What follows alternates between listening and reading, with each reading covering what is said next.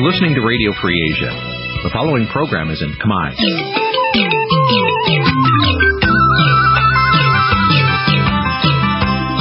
Nǐ chi càm bi tiệp xáy vệt chiu a zì sáy. Nǐ chi càm bi tiệp xáyរបស់វិទ្យុអាស៊ីសេរីជាភាសាខ្មែរវិទ្យុអាស៊ីសេរីសូមស្វាគមន៍លោកអ្នកនាងទាំងអស់ពីរដ្ឋធានី Washington នៃសហរដ្ឋអាមេរិកនាងខ្ញុំម៉ៃសុធានីសូមជម្រាបសួរលោកអ្នកនាងកញ្ញាអ្នកស្ដាប់ទាំងអស់ពីរដ្ឋធានី Washington ខ្ញុំបាទសេកបណ្ឌិតក៏សូមជម្រាបសួរអស់លោកអ្នកកញ្ញាអ្នកស្ដាប់ទាំងអស់ជាទីគោរពរាប់អានចា៎យើងខ្ញុំសូមជូនកម្មវិធីផ្សាយសម្រាប់ព្រឹកថ្ងៃពុធពីកើតខែចែកឆ្នាំវកអត្តស័កពុទ្ធសករាជ2560ហើយទៅត្រូវនឹងថ្ងៃទី29ខែមីនាគ្រិស្តសករាជ2017បាទជាដំបូងនេះសូមអញ្ជើញអស់លោកអ្នកនាងស្ដាប់ព័ត៌មានប្រចាំថ្ងៃដែលមានមេត្តាដូចតទៅ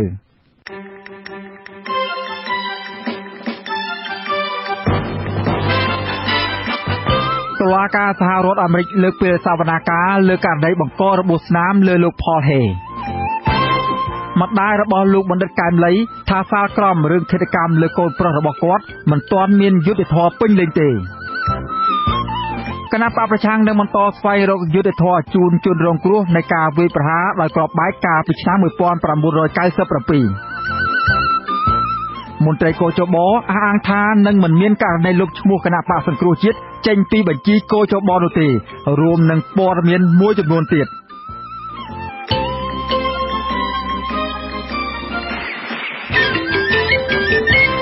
ជាបន្តទៅទៀតនេះខ្ញុំបាទសេកបណ្ឌិតសូមជូនព័ត៌មានពិស្ដាតុលាការសហព័ន្ធរបស់សហរដ្ឋអាមេរិកនៅក្នុងទីក្រុង Long Beach រដ្ឋ California លើកពេលសវនាការបង្ហាញអង្គហេតុនិងភស្តុតាងករណីបង្ករបួសស្នាមលើស្មានរដ្ឋការឯកសាររបស់តុលាការឈ្មោះ Paul Hay ដោយក្រុមអង្គរៈរបស់លោកហ៊ុនម៉ាណែតពីថ្ងៃទី30មីនាទៅថ្ងៃទី13ខែមេសាខាងមុខវិញចំណែកករណីបណ្ដឹងរបស់ភរិយាលោកមេឃសវណ្ណរានិងលោកញចម្រើនដែលប្តឹងរដ្ឋាភិបាលកម្ពុជានិងលោកហ៊ុនម៉ាណែតពីបទធ្វើទរណកម្មការធ្វើទុកបុកម្នេញគណៈបកប្រឆាំងនិងអំពើភេរវកម្មអន្តរជាតិក៏នឹងត្រូវលើកពេលទៅថ្ងៃទី13ខែមេសាដូចគ្នាដែរការពន្យាពេលនេះបន្ទាប់ពីដើមបណ្ដឹងបានរកឃើញជនសង្ស័យ2នាក់ដែលអាចជាប់ពាក់ព័ន្ធនឹងការបង្ករបួសស្នាមលើលោកផលហេកាលពីថ្ងៃទី9ខែមេសាកន្លងទៅអង្គរៈរបស់លោកហ៊ុនម៉ាណែតមួយវងបានចាប់លោកផលហេជាស្មៀនមេធាវីអាមេរិកបោកទៅលើថ្មក្នុងបរិវេណភោជនីយដ្ឋានឋានព្រះច័ន្ទឲ្យរបួសធ្ងន់ក្នុងទីក្រុង Long Beach ខណៈពេលលោកផលហេឈោងហុចដីការបស់តុលាការសហព័ន្ធអាមេរិកនៅក្រុង Los Angeles ដែលក៏ហៅលោកហ៊ុនម៉ាណែតឲ្យចូលទៅបំភ្លឺករណីចោទប្រកាន់ពាក់ព័ន្ធនឹងបណ្ដឹងរបស់ភរិយាលោកមេឃសវណ្ណរាមេធាវីក្នុងក្រុមអ្នកច្បាប់របស់លោកមូស្តុនខ្លាគឺលោកអ៊ុចខែមសុខាំបូមានប្រសាសន៍ថាសវនាការនៅថ្ងៃទី13ខែមេសាខាងមុខចៅក្រមនឹងសាកសួរអំពីព័ត៌មានជនសង្ស័យ2រូបនិងអ្នកពាក់ព័ន្ធដទៃទៀតក្នុងករណីបង្ករបួសស្នាមលើលោកផលហេដែលក្រុមសមត្ថកិច្ចប៉ូលីសអាមេរិកបានរកឃើញបាទលោកនាងកញ្ញាជាទីមេត្រីម្ដាយបង្ការរបស់លោកបណ្ឌិតកែមលីមិនចង់ឃើញសំណុំរឿងឃាតកម្មលើកូនប្រុសរបស់គាត់ត្រូវបិទបញ្ចប់ត្រឹមការកាត់ទោសបុគ្គលជួបសម្លាប់ម្នាក់នោះទេលោកស្រីចង់ឲ្យមានការស៊ើបអង្កេតរកអ្នកពាក់ព័ន្ធមកកាត់ទោសជាបន្តបន្ទាប់ទៀតដើម្បីផ្ដល់យុត្តិធម៌ពិតប្រាកដដល់ក្រុមគ្រួសាររបស់គាត់បាទលោកយ៉ងច័ន្ទរារាយការណ៍អំពីរឿងនេះដូចគ្នាទៅនឹងអ្នកជំនាញនិងប្រជាពលរដ្ឋមួយចំនួនដែរម្ដាយរបស់បណ្ឌិតកែមលីគឺលោកស្រីភុកសេយល់ឃើញថាការកាត់ទោសបុគ្គលអឿតអាងហៅជួបសម្លាប់ឲ្យជាប់ពន្ធនាគារអស់មួយជីវិតហាក់មិនមានភាពច្បាស់លាស់និងមិនទាន់បានផ្ដល់យុត្តិធម៌ពេញលេញដល់ក្រុមគ្រួសារនៅឡើយទេថ្លែងប្រាប់អាស៊ីសេរីនៅថ្ងៃទី28ខែមីនាក្នុងទឹកមុខស្រងោតស្រងាត់ដោយសម្ដីខ្លីៗនិងមួយលោកស្រីបញ្ជាក់ថាលោកស្រីនិងក្រុមគ្រួសារមិនចាប់អារម្មណ៍ហើយក៏មិនដឹងត្រូវនិយាយយ៉ាងម៉េចចំពោះការសម្រេចរបស់តុលាការនេះដែរក៏ប៉ុន្តែទន្ទឹមនឹងនេះលោកស្រីក៏មិនចង់ឲ្យសំណុំរឿងឃាតកម្មនេះត្រូវបិទបញ្ចប់ត្រឹមការកាត់ទោសបុគ្គលជួបសម្លាប់តែម្នាក់នោះដែរក្រុមគ្រួសារនៅឈាមវាអត់ដឹងវាដឹងរកមិនឃើញបើរកឃើញចេះរកទៅរកអត់ឃើញទៅហើយចាប់ត្រឹមហ្នឹងអញ្ចឹងលោកយាយចង់ឲ្យគេបញ្ចប់ករណីហ្នឹងត្រឹមតែជនជាប់ចោទអឿតអាងហៅជួបសម្លាប់ហ្នឹងត្រូវបានកាត់ទោសត្រឹមប៉ុណ្ណឹងអត់ទេចង់ឲ្យរកទៀតប៉ុន្តែមិនដឹងគេរកធ្វើម៉េចហើយដែរបានលោកយាយចង់ឲ្យគេរកតទៀតអត់ចង់ឲ្យគេបិទបញ្ចប់ត្រឹមរឿងកាត់ក្តីអឿតអាងត្រឹមជាប់គុកប៉ុណ្ណឹងបានវាអត់តន់ច្បាស់លាស់វាអត់ច្បាស់លាស់សោះបើកាត់ទោសទៅគ្រាន់តែមើលទៅវាព្រិលអញ្ចឹងហើយគេកាត់ទោសកើតដែរអញ្ចឹងតាមគេទៅគេកាត់មិនកាត់ទៅ កាលពីសប្តាហ៍មុនសាលាដំបងរាជធានីភ្នំពេញបានសម្រេចផ្តន្ទាទោសជួបសម្លាប់ដែលគេស្គាល់ឈ្មោះពិតថាអឿតអាងឲ្យជាប់ពន្ធនាគារអស់មួយជីវិតពីបទមនុស្សឃាតគិតទុកជាមុននិងប្រើប្រាស់និងកាន់កាប់អាវុធខុសច្បាប់ពាក់ព័ន្ធនឹងករណីឃាតកម្មលើបណ្ឌិតកែមលីការសម្រេចរបស់តុលាការនេះត្រូវបានក្រុមអ្នកគាំទ្របណ្ឌិតកែមលីចាត់ទុកថាគ្រាន់តែជាសេចក្តីសម្រេចមួយដ៏ប្រញាប់ប្រញាល់ដើម្បីគេចវេះពីការទទួលខុសត្រូវនិងបញ្ជាការរិះគន់ពីមជ្ឈដ្ឋាននានាតែប៉ុណ្ណោះជាមួយគ្នានេះអង្គការជាតិនិងអន្តរជាតិជាច្រើនក៏បានចេញសេចក្តីថ្លែងការណ៍ជាបន្តបន្ទាប់រិះគន់ការសម្រេចសេចក្តីនេះពួកគេលើកឡើងថាដំណើរការកាត់ក្តីរបស់តុលាការក្រុងភ្នំពេញនៅពុំទាន់អាចជំរះមន្ទិលសង្ស័យពលគឺនៅមានកង្វះខាតលើទិដ្ឋភាពសំខាន់ៗជាច្រើននិងពុំទាន់បំពេញគោលការណ៍ស៊ើបអង្កេតឲ្យបានសមស្របតាមស្តង់ដារអន្តរជាតិនៅឡើយទេពួកគេស្នើឲ្យអាជ្ញាធរបន្តការស៊ើបអង្កេតករណីឃាតកម្មនេះបន្ថែមទៀតទោះបីជាយ៉ាងណាអ្នកនាំពាក្យតុលាការក្រុងភ្នំពេញលោកលីសុផាណាបានបញ្ជាក់នៅថ្ងៃប្រកាសសាលក្រមផ្តន្ទាទោសជួបសម្លាប់នោះថាតុលាការមិនទាន់បិទសំណុំរឿងនេះទេដោយបន្តស៊ើបអង្កេតលើអ្នកពាក់ព័ន្ធផ្សេងទៀតគិតត្រឹមចុងខែមីនានេះមានរយៈពេលជិត9ខែហើយដែលបណ្ឌិតកែមលីអ្នកវិភាគបញ្ហាសង្គមនិងនយោបាយដ៏មានប្រជាប្រិយភាពត្រូវបានឃាតករបាញ់សម្លាប់សពរបស់លោកត្រូវបានក្រុមគ្រួសារនិងប្រជាពលរដ្ឋដង្ហែយកទៅបញ្ចុះនៅផ្ទះរបស់លោកនៅឯស្រុកកំណើតស្ថិតក្នុងភូមិអង្គតកប់ឃុំលាយបូស្រុកត្រាំកក់ខេត្តតាកែវប្រជាពលរដ្ឋក្នុងខេត្តតាកែវនិងខេត្តដទៃទៀតបានចេញចូលទៅអុជធូបគោរពវិញ្ញាណក្ខន្ធរបស់លោកជាប្រចាំសប្តាហ៍ថ្ងៃនេះមានតែលោកស្រីភុកសេអាយុ78ឆ្នាំដែលជាម្ដាយរបស់បណ្ឌិតកែមលីតែម្នាក់ប៉ុណ្ណោះដែលនៅមើលការខុសត្រូវនិងថែរក្សាទីបញ្ចុះសពរបស់លោកទាំងយប់ទាំងថ្ងៃខ្ញុំយ៉ងច័ន្ទដារាអាស៊ីសេរីរាយការណ៍ពីខេត្តតាកែវបាទលោកនាងជាទីមេត្រីលោកនាងកំពុងស្ដាប់កម្មវិធីផ្សាយរបស់វិទ្យុអាស៊ីសេរីផ្សាយចេញពីរដ្ឋធានី Washington គណៈបកសង្គ្រោះជាតិគ្រោងធ្វើពិធីរំលឹកវិញ្ញាណក្ខន្ធដល់អ្នកស្លាប់ដោយសារការវាយប្រហារគ្រាប់បែកដៃកាលពីថ្ងៃទី30ខែមីនាឆ្នាំ1997នៅមុខអតីតអគាររដ្ឋសភាចាស់ក្បែរព្រះបរមរាជវាំងនៅព្រឹកថ្ងៃប្រហ័សទី30មីនាសេចក្តីប្រកាសព័ត៌មានរបស់គណៈបកឲ្យដឹងថាកម្មវិធីនេះនឹងមានការចូលរួមពីប្រធានគណៈបកសង្គ្រោះជាតិលោកកឹមសុខានិងអតីតប្រធានគណៈបកលោកសំរងស៊ីតាមរយៈ Video Conference ថ្ងៃទី30ខែមីនាឆ្នាំ2017គឺជាខួប20ឆ្នាំដែលក្រុមបាតកោអហិង្សាដឹកនាំដោយលោកសំរងស៊ីត្រូវបានជួនមិនស្គាល់មុខវាយប្រហារដោយគ្រាប់បែកបណ្ដាលឲ្យមនុស្សយ៉ាងហោចណាស់16នាក់បាត់បង់ជីវិតនិងជាង150នាក់ផ្សេងទៀតរងរបួសគណៈបកប្រឆាំងអះអាងថាខ្លួននឹងបន្តតស៊ូដោយសន្តិវិធីនិងអហិង្សាដើម្បីរកយុត្តិធម៌ជូនដល់ជនរងគ្រោះនាពេលខាងមុខទោះយ៉ាងណាក៏ដោយរហូតមកទល់នឹងពេលនេះជនប្រព្រឹត្តមិនត្រូវបានគេចាប់ខ្លួនយកមកផ្ដន្ទាទោសនៅឡើយទេ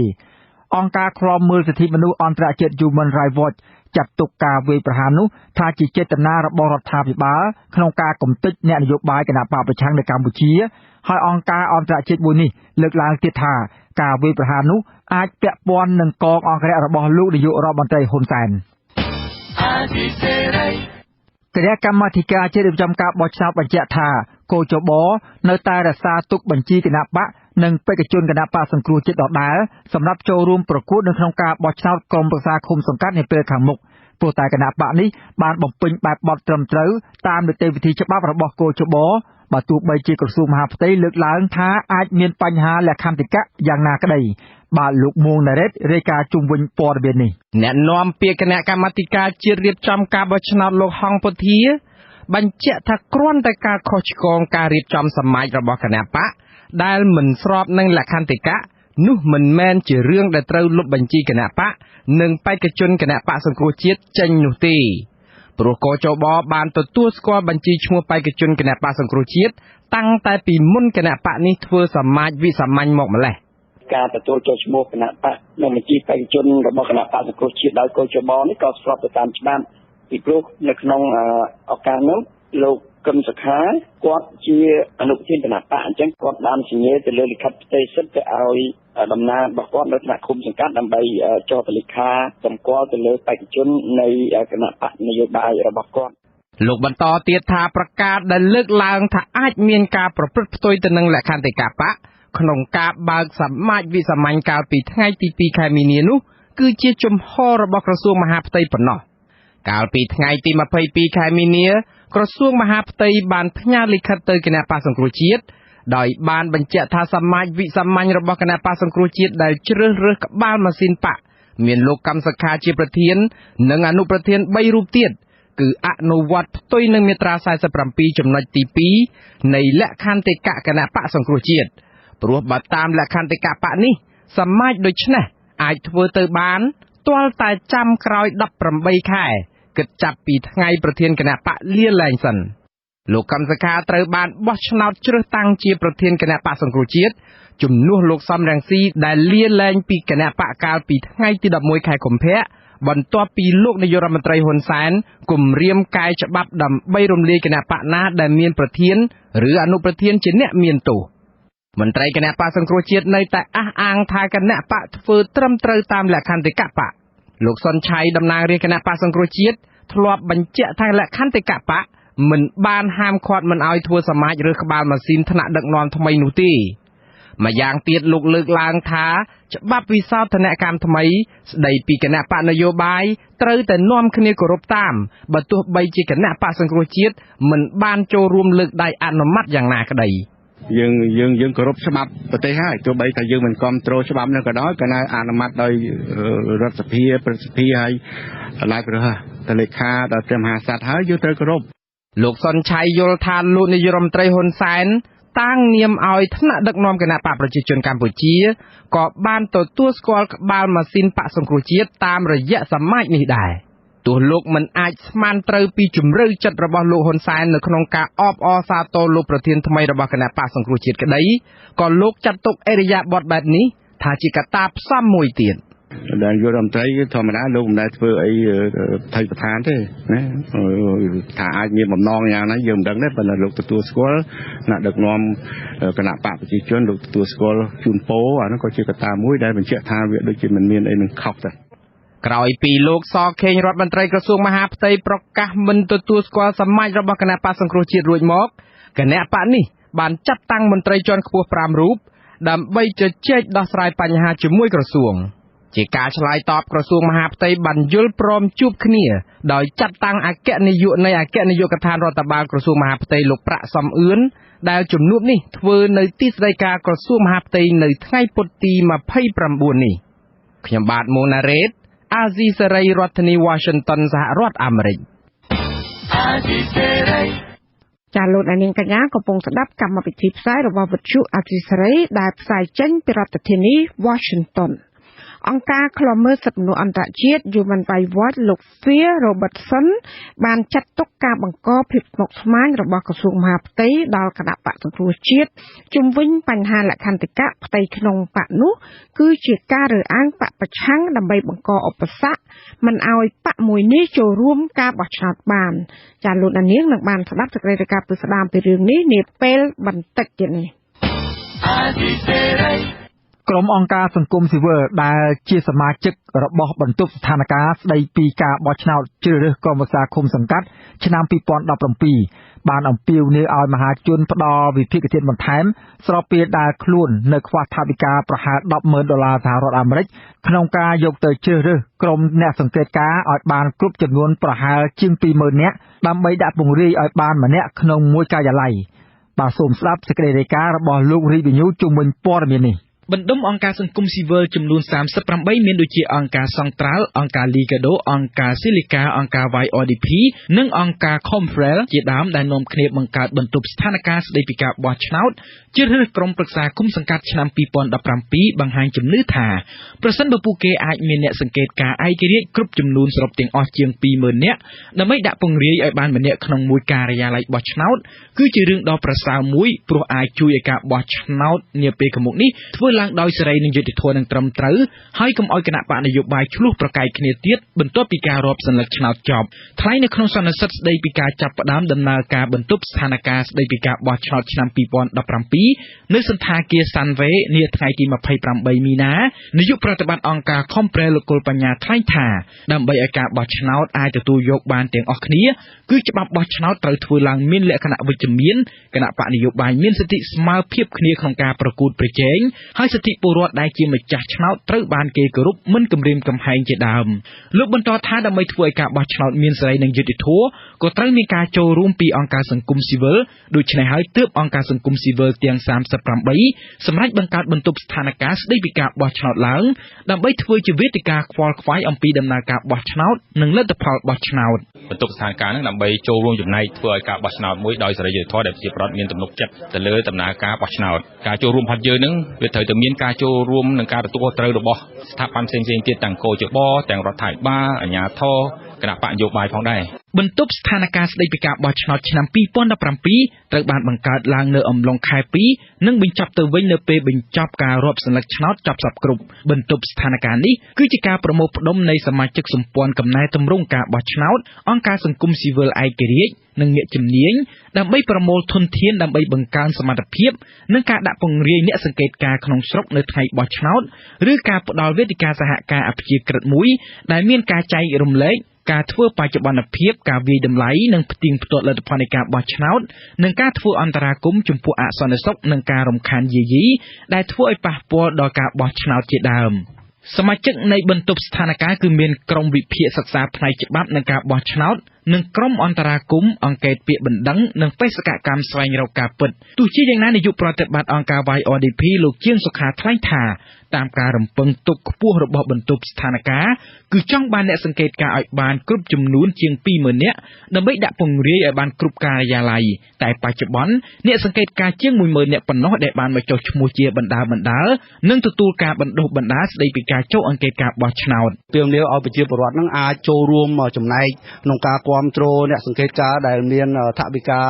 $22សម្រាប់អ្នកសង្កេតការម្នាក់លោកបន្តថាបច្ចុប្បន្ននៅខ្វះអ្នកសង្កេតការជាង 9,000 នាក់ទៀតដូច្នេះលោកអំពាវនាវឲ្យសប្បុរសជនទាំងក្នុងនិងក្រៅប្រទេសចូលរួមធ្វើវិភាគទានចំនួន$22សម្រាប់អ្នកសង្កេតការម្នាក់ហើយដើម្បីអាចធ្វើវិភាគទាននេះបានគឺចូលទៅសួរនាំព័ត៌មានក្នុងគេហទំព័ររបស់អង្គការ Comprel រីឯការជ្រើសរើសក្រុមអ្នកសង្កេតការវិញគឺមានទាំងប្រុសនិងស្រីតែត្រូវមានអាយុអាចមានសិទ្ធិបោះឆ្នោតបានហើយការជ្រើសរើសនឹងផុតកំណត់នៅអំឡុងខែឧសភាខាងមុខព្រោះជាពេលវេលាដែលកោជបនឹងចុះបញ្ជីឈ្មោះអ្នកសង្កេតការទឹកប្រាក់$22សម្រាប់អ្នកសង្កេតការក្នុងមួយនាក់គឺបែងចែកជា3កញ្ចប់$10សម្រាប់វគ្គបណ្ដុះបណ្ដាលនិងការទិញអាវយឺតនិងមួកហើយ$10ទៀតគឺផ្ដល់ឲ្យនៅពេលអ្នកសង្កេតការចុះទៅតាមដាននៅថ្ងៃបោះឆ្នោតសម្រាប់ទិញអាហារនិងការទូរស័ព្ទចំណែកនៅសល់$2គឺសម្រាប់គ្រូការត្រួតពិនិត្យគុណភាពនិងសម្ភារៈក្រៅពីនេះបន្ទប់ស្ថានភាពគឺមានអ្នកសង្កេតការរយៈពេលវែងចំនួន300នាក់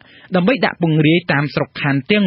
197ក្នុងការសង្កេតទៅលើការឃោសនាបោះឆ្នោតការបោះឆ្នោតការរាប់សន្លឹកឆ្នោតនិងការបិទផ្សាយលទ្ធផលឆ្នោតនៅតាមការិយាល័យបោះឆ្នោតនាយិកាអង្គការស៊ីលីកាអ្នកស្រីធីតាគឺអំពាវនាវឲ្យស្ត្រីចូលរួមធ្វើជាអ្នកអង្កេតការឲ្យបានច្រើនផងដែរចំណែកប្រធានគ្រប់គ្រងផ្នែកអង្កេតនៃអង្គការ Ligado លោកអំសំអាតបញ្ជាក់ថាប្រសិនបើមានការរារាំងនិងគំរាមកំហែងនៅពេលចុះបំពេញការងារជាអ្នកសង្កេតការគឺអ្នកសង្កេតការអាចប្រាប់ទៅមន្ត្រីកោជបអាជ្ញាធរឬអ្នកសង្កេតការបរទេសឬក៏អ្នកសារព័ត៌មានជាដើមការបោះឆ្នោតជ្រើសរើសក្រុមប្រឹក្សាគុំសង្កាត់អាណត្តិទី4ឆ្នាំ2017នឹងធ្វើឡើងនៅថ្ងៃទី4មិថុនាហើយកោជបក៏បានជ្រើសរើសមនុស្សដើម្បីចុះសង្កេតការបោះឆ្នោតនេះជាង 90,000 នាក់ផងដែរខ្ញុំរាជវិញ្ញូអាស៊ីសេរីភ្នំពេញបាទលោកនាងកញ្ញាជាទីមេត្រីមន្ត្រីអង្គការសង្គមស៊ីវិលនៅខេត្តបន្ទាយមានជ័យព្រួយបារម្ភអំពីពលកររាប់ពាន់នាក់នាំគ្នាសម្រុកចេញទៅធ្វើការស្របច្បាប់នៅប្រទេសថៃតាមច្រកព្រំដែនអន្តរជាតិប៉ោយប៉ែតខេត្តបន្ទាយមានជ័យមន្ត្រីអង្គការសង្គមស៊ីវិលបញ្ជាក់ថាពលករធ្វើចំណាកស្រុកនៅគៀកថ្ងៃបុណ្យចូលឆ្នាំថ្មីនេះពួកគេនឹងមិនអាចវិលមកបោះឆ្នោតជ្រើសរើសក្រុមប្រឹក្សាឃុំសង្កាត់បានទាន់ពេលវេលានោះទេបាទលោកហុំចម្រើនរាយការណ៍ព័ត៌មាននេះពលករធ្វើចំណាកស្រុកស្របច្បាប់តាមរយៈក្រុមហ៊ុននានាដែលធ្វើអាជីវកម្មនាំពលករទៅធ្វើការនៅប្រទេសថៃនៅព្រឹកថ្ងៃទី28មីនាបាននាំពលករប្រមាណ 1,000 នាក់ឆ្លងដែនតាមច្រកព្រំដែនប៉ោយប៉ែតដើម្បីទៅដល់គោលដៅរៀងៗខ្លួនមន្ត្រីសម្របសម្រួលសមាគមការពារសិទ្ធិមនុស្សអាត់ហុកប្រចាំខេត្តបន្ទាយមានជ័យលោកសុំចង្គាក៏សម្គាល់ថាកាលពីឆ្នាំកន្លងទៅនៅពេលថ្ងៃបុណ្យចូលឆ្នាំជិតចូលមកដល់ពុំសូវមានពលករសម្រុកចេញទៅធ្វើការនៅប្រទេសថៃមួយថ្ងៃរាប់ពាន់នាក់ដូចពេលនេះឡើយលោកសុំចង្គាក៏សម្គាល់ថាពលករធ្វើចំណាកស្រុកជាច្រើនអ្នកនៅពេលនេះគឺខុសប្រក្រតីដែលពួកគេប្រហែលមិនអាចវិលត្រឡប់មកបោះឆ្នោតជ្រើសរើសក្រុមប្រឹក្សាឃុំសង្កាត់បាននោះទេ ទីមួយបើសិនជាគាត់មិនអាចមកបោះឆ្នោតទាន់គាត់បាត់បង់នៅបោះឆ្នោតជ្រើសរើសនៅអ្នកដែលមនុស្សល្អមនុស្សដែលធ្វើការសម្រាប់អភិវឌ្ឍប្រទេសឲ្យចំគោលដៅបម្រើប្រជាពលរដ្ឋឲ្យត្រឹមត្រូវហើយនេះគឺជាអ្វីដែលយើងមានការព្រួយបារម្ភហើយនឹងជាវលាសូមឲ្យពិនិត្យនិងពិចារណាទៅលើគោលការណ៍ទាំងឡាយដែលយើងធ្វើដើម្បីផលប្រយោជន៍ជាពលរដ្ឋមែនជីវភាពជាពលរដ្ឋមែនប៉ុន្តែគឺទៅលើពាក្យទៅលើការអភិវឌ្ឍប្រទេសយើងផងបាទតាក់ទងនឹងបញ្ហានេះបុគ្គលិកនាំពលករឲ្យក្រុមហ៊ុន BSRO Basement Power លោកសួនសមែនឲ្យដឹងនៅថ្ងៃទី28មីនាថាលោកនាំពលករទៅប្រទេសថៃនៅព្រឹកថ្ងៃទី28មីនាចំនួនជាង300នាក់គឺទៅដោយស្របច្បាប់ហើយអ្នកទាំងអស់នោះភាគច្រើនជាពលករដែលធ្លាប់ធ្វើការងារខុសច្បាប់នៅប្រទេសថៃពីមុនមកដល់ចេះដែលអ្វីដែលខ្ញុំដឹងជាការព្រមព្រៀងរវាងពលករហើយនិងក្រុមហ៊ុនខាងថៃណាក្រុមហ៊ុនខាងថៃហ្នឹងគាត់ទទួលធ្វើឯកសារឲ្យទាំងអស់ណាគឺគាត់តម្រូវចង់បានពលករហ្នឹងទៅធ្វើការទោះបីជាមានចិត្តចូលឆ្នាំហើយក៏ពិតមែនប៉ុន្តែយើងដឹងស្រាប់ហើយថាអត្រាការងារនៅក្នុងប្រទេសថៃនិងការចាយវាយតម្លៃពលកម្មនៅក្នុងប្រទេសថៃនៅពេលដែលមានបុណ្យទោះយើងមិនបានធ្វើការយើងឈប់សម្រាកនៅពេលចូលឆ្នាំហ្នឹងគេក៏ចាយប្រាក់ប្រចាំថ្ងៃហ្នឹងឲ្យយើងដែរណាតាមច្បាប់ការងារថៃទោះជាយ៉ាងនេះក្តីប្រធានច្រកព្រំដែនអន្តរជាតិប៉ោយប៉ែតលោកវិចអូនមានប្រសាសន៍ថានៅខែមីនានេះពុំទាន់មានតួលេខពលករធ្វើចំណាក់ស្រុកទៅប្រទេសថៃចំនួនប៉ុន្មានអ្នកពិតប្រាកដនៅឡើយទេប៉ុន្តែលោកអះអាងថាកន្លងទៅពលករឆ្លងដែនធ្វើចំណាក់ស្រុកតាមច្រកព្រំដែនមួយនេះប្រមាណពី 7,000 ទៅ 8,000 នាក់ក្នុងមួយខែបើវាដល់ថ្ងៃមកជាងការវាក្រុមហ៊ុនគេត្រូវការច្រើនអញ្ចឹងទៅគេប្រមូលបានក៏គេធ្វើគេនាំចេញទៅអញ្ចឹងទៅតែបើដេញឲ្យជាក់លាក់ពិតប្រាកដវាអត់មានជាងការថ្ងៃណាសឹងអត់ក៏មានដែរថ្ងៃណាលោកវិចអូនបន្ថែមថាក្រុមហ៊ុនដែលនាំពលករទៅប្រទេសថៃតាមច្រកព្រំដែនប៉ោយប៉ែតមានចំនួន23ក្រុមហ៊ុនរបាយការណ៍របស់មន្ត្រីទទួលបន្ទុកពលករចំណាក់ស្រុកក្រសួងមហាផ្ទៃឲ្យដឹងថានៅឆ្នាំ2016មានពលករកំពុងបំពេញការងារនៅប្រទេសថៃប្រមាណជាង1លាននាក់ក្នុងនោះ 36,000 នាក់ពុំមានឯកសារច្បាប់ត្រឹមត្រូវខ្ញុំបាទហុំចម្រើនអាស៊ីសេរីពីខេត្តបាត់ដំបងលោកនាងកញ្ញាជាទីមេត្រីអង្គភាពប្រឆាំងអំពើពុករលួយបានឃាត់ខ្លួនមន្ត្រីតុលាការខេត្តបន្ទាយមានជ័យម្នាក់ពីបទពុករលួយបច្ចុប្បន្នជនសង្ស័យត្រូវបានបញ្ជូនទៅតុលាការដើម្បីស៊ើបអង្កេតបន្តសេចក្តីប្រកាសព័ត៌មានរបស់អង្គភាពប្រឆាំងអំពើពុករលួយផ្សាយកាលពីថ្ងៃទី28ខែមីនាម្សិលមិញឲ្យដឹងថាជនសង្ស័យឈ្មោះហងសមឿនជាអតីតក្រឡាបញ្ជីខេត្តកោះកុងនិងរាជធានីភ្នំពេញហើយបច្ចុប្បន្នជាក្រឡាបញ្ជីនៅតុលាការខេត្តបន្ទាយមានជ័យអង្គភាពប្រឆាំងអំពើពុករលួយអះអាងថាជនសង្ស័យរូបនេះបានយកអំណាចមុខងារនិងភារកិច្ចរបស់ខ្លួនដែលច្បាប់ប្រគល់ឲ្យធ្វើការគៀបសង្កត់ទារប្រាក់ពីជនរងគ្រោះដោយគ្មានការខ្លាចញញើតអ្វីទាំងអស់ក្រៅពីនេះទៀតជនសង្ស័យក៏បានធ្វើទុកបុកម្នេញអូសបន្លាយពេលវេលានិងទារប្រាក់ជាថ្នូរទើបបំពេញកិច្ចការរបស់ខ្លួន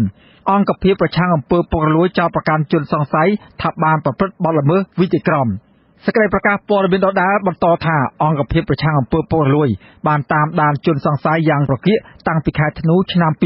2016រហូតមកដល់ថ្ងៃទី26ខែមីនាឆ្នាំ2017ហើយថាជនសង្ស័យហងសមឿនបានទារប្រាក់បានសម្រេច4ដងមានចំនួន